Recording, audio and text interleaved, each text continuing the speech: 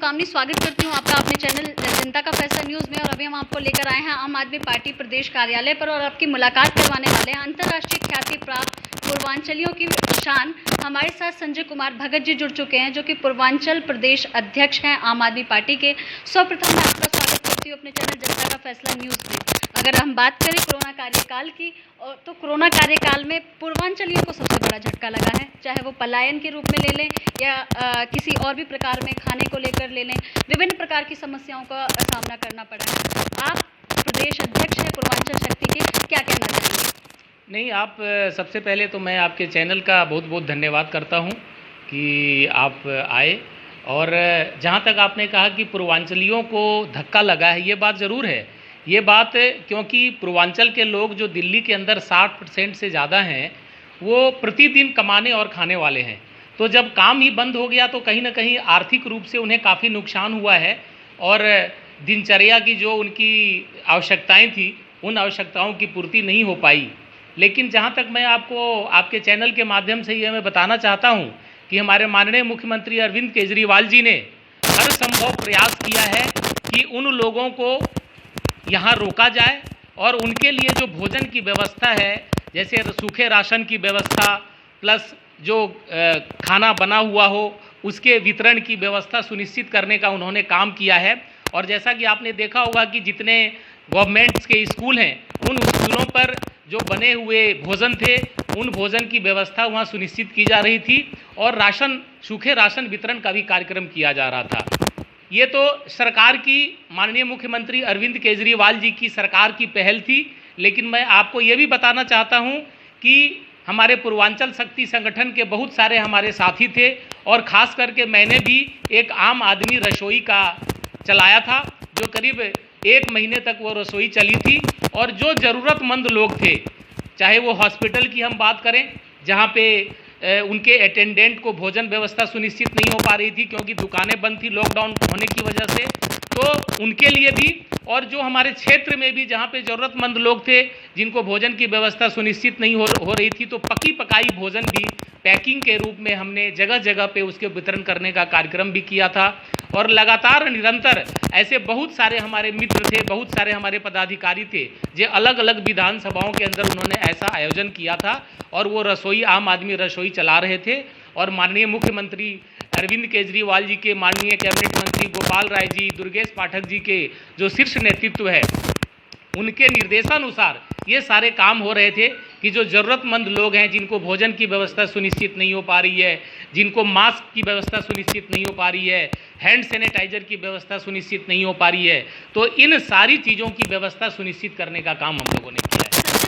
अभी 4 दिन पहले प्रदेश अध्यक्ष भाजपा आदेश गुप्ता जी जो है, उन्होंने एक प्रेस कॉन्फ्रेंस का ऑर्गेनाइज किया था, जिसमें मीनाक्षी लेखी ने स्पष्ट तौर पर कहा, मैं उनके साथ बैठी हुई थी, मेरे पास बाइट है, उनकी स्पष्ट तौर पर कहा कि आम आदमी पार्टी के नेताओं ने स्कूलों में अनाज गिरवा के, सूखा अनाज में कीड़े पड़वा दिए, फफूंदियाँ लग गई, जो लोगों को जाने चाहिए थे वो इनसे अभिन्न रह गए। उनके इस जो है बात पर आप क्या कहना चाहेंगे? देखिए, ये तो ऐसी भाजपा एक ऐसी पार्टी है जिसका शब्दों में हम बखान नहीं कर सकते। मतलब इनको कुछ करना नहीं है, और अगर कोई कुछ करने के लिए तैयार होता है तो उस पर ये टीका टिप्पणी करने के लिए तैयार रहते हैं। मैं मीनाक्षी लेखी जी को कहता हूं, या जो भी इनके आदेश गुप्ता जी हैं, मैं आपके चैनल के माध्यम से इनको इनवाइट कर रहा हूं और वो आए। मैं सीमापुरी विधानसभा में, उस विधानसभा में रहता हूं जो माननीय मंत्री, कैबिनेट मंत्री राजेंद्र पाल गौतम जी की विधानसभा है, और मैं उस विधानसभा में इनको ले चलूंगा और ले चल के मैं दिखाऊंगा कि कितना स्वच्छ अनाज लोगों को वितरित किया जा रहा है और लोग वहां से ले जा करके और अपनी जीविकोपार्जन के लिए वो अपनी जो आवश्यकताएं हैं उनको सुनिश्चित करने का काम कर रहे हैं।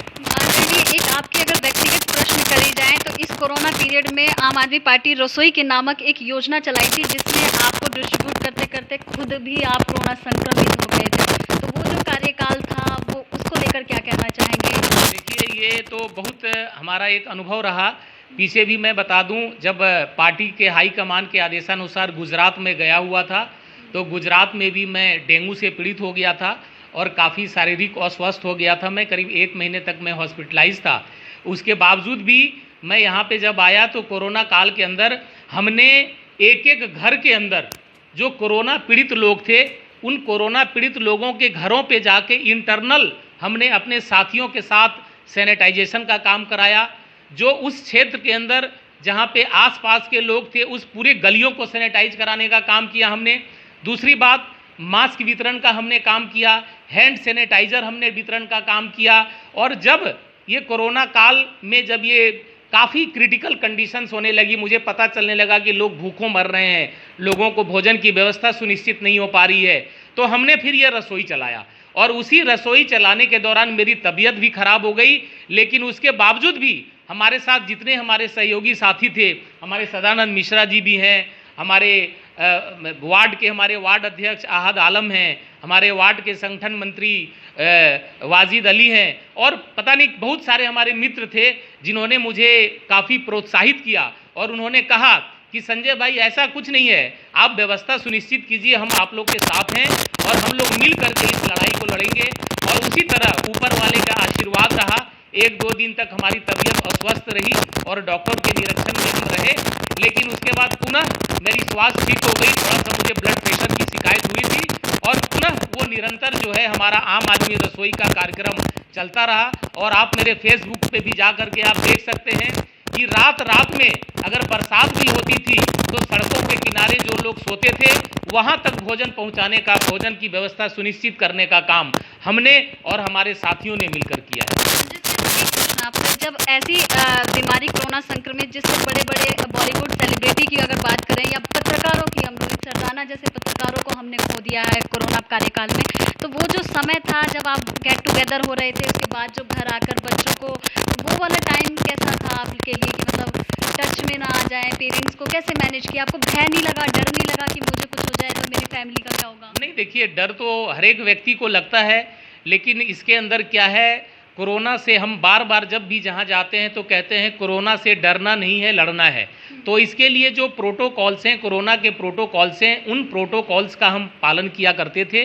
खाना वितरण के समय हाथ के अंदर ग्लोव्स लगाना, प्रॉपर तरीके से मास्क लगा के रखना, अपने बॉडी को सैनिटाइज करना। और जब खाना वितरण करके हम घर पे आते थे तो पूरे कपड़े को निकालना, फिर उस कपड़े को की सफाई करना, फिर स्नान करना हॉट वाटर से।